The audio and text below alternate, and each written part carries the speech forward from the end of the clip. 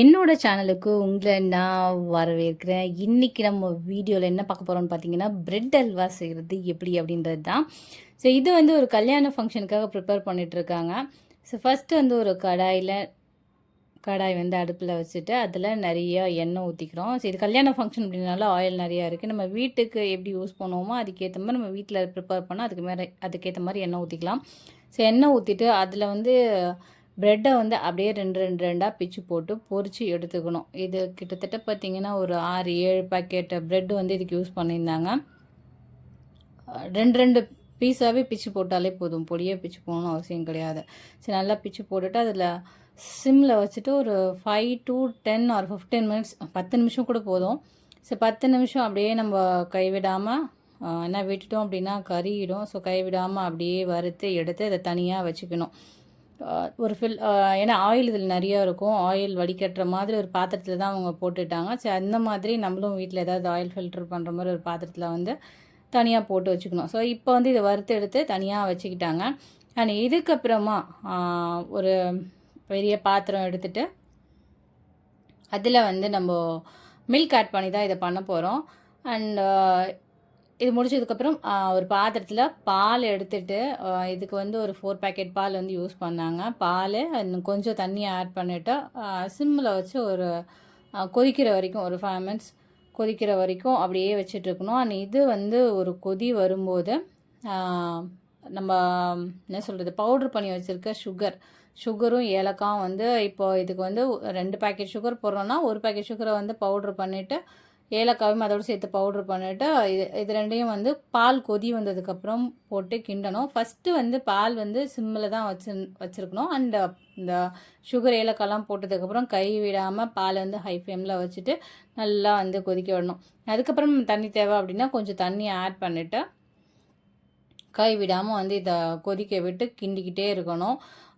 ஒரு 5லேருந்து 10 நிமிஷம் வந்து நல்லா கொதிச்சதுக்கப்புறமா இதில் வந்து நம்ம கோவாவோ அப்படி இல்லைன்னா பால்கோவாவோ எதுனாலும் ஓகே தான். ஸோ இதுக்கு வந்து 1/2 kg பால்கோவா வந்து யூஸ் பண்ணியிருக்காங்க.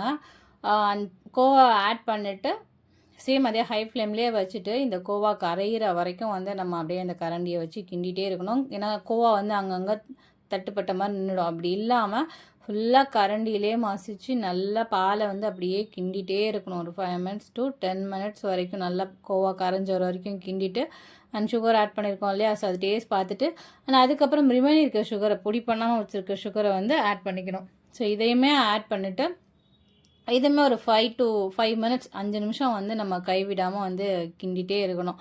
நல்லா கிண்டி முடித்ததுக்கப்புறம் சுகர்லாம் நல்லா கரைஞ்சதுக்கப்புறம் நம்ம பொரிச்சு வச்சுருக்க ப்ரெட்டை எடுத்து இதில் ஆட் பண்ணணும். ஆட் பண்ணிவிட்டு சேம் இதையும் அப்படியே கிண்டிகிட்டே இருக்கணும். இது ரெடி பண்ணுறதுக்கு பார்த்திங்கன்னா நம்ம வீட்டில் செஞ்சோன்னா கம்மியான குவான்டிட்டியில் தான் செய்வோம். ஸோ ஒரு 20 நிமிஷத்தில் வந்து இந்த பிரெட் அல்வா வந்து ரெடி பண்ணலாம். மோஸ்ட்லி நம்ம இது வந்து கல்யாண வீடுகளில் தான் சாப்பிட்ருப்போம், வீட்டில் நம்ம செஞ்சது கிடையாது. பட் இது ரெடி பண்ணுறது வந்து ரொம்ப ஈஸி. ஸோ வீட்லேயுமே நீங்கள் ஒரு தடவை ட்ரை பண்ணி பாருங்கள்.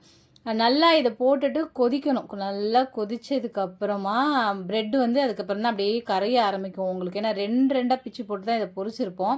நல்லா கொதிச்சதுக்கப்புறம் இதை அப்படியே நம்ம கோவா போட்டிருக்கிறதுக்கும் ப்ரெட்டு போட்டிருக்கிறதுக்கும் அந்த பாலை வந்து நல்லா அப்படியே உறிஞ்சிரும். இந்த கன்சிஸ்டன்சிக்கு அப்படியே வந்துடும். ஒரு 10 நிமிஷம் நம்ம கிண்டிட்டு இருந்தோம்னா ப்ரெட்டும் கரைஞ்சிரும். அங்கங்கே ஒரு முழு ப்ரெட்டு அதை பாதியாக கிடக்கும்.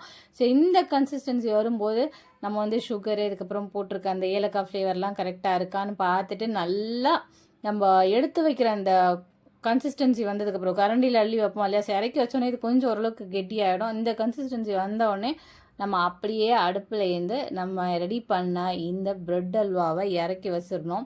ஸோ வச்சதுக்கப்புறம் ஆஸ் யூஷுவல் என்ன பண்ணுவோம், நம்ம இதை டெக்கரேட் பண்ணுறதுக்கு முந்திரி திராட்சைலாம் போடுவோம் இல்லையா, ஸோ அதை வந்து கொஞ்சம் ஆயிலும் அண்ட் அதோட கொஞ்சம் நெய்யும் ஆட் பண்ணிக்கிறாங்க. ஏன்னா இது ஃபங்க்ஷன் அப்படின்றதுனால குவான்டிட்டி ஜாஸ்தின்றதுனால நம்ம வீட்டில் பண்ணும்போது நெய் மட்டுமே ஆட் பண்ணிக்கலாம்.